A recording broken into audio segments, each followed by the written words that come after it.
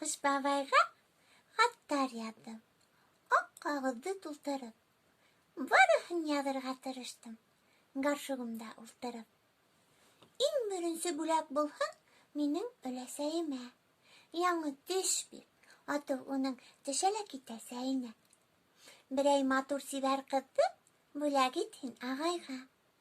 Ауыҙын яба алмай йөрөй ҡарап күрше апайға. Апайыма трюма көҙгө һин бүләк итһәң ине.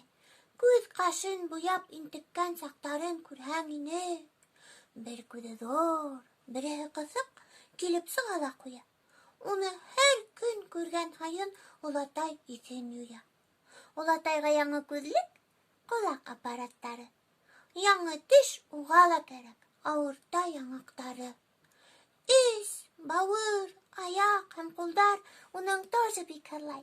В общем, яңы олатайға алыштырһаң да ярай. Әсәйгә тотҡалы таба һәм туҡмастаяҡ еткән. Бер-ике штук запасҡа бир, кәрәк булырын беләм. Атайыма өр яңы телевизор бүләк ит. Бер телевизорға талашып, әсәй менән үлә бит. Как хоккей башланып китһә, сериалдар башлана, атай-әсәй эт тәбесәй бер-береһенә ташлана.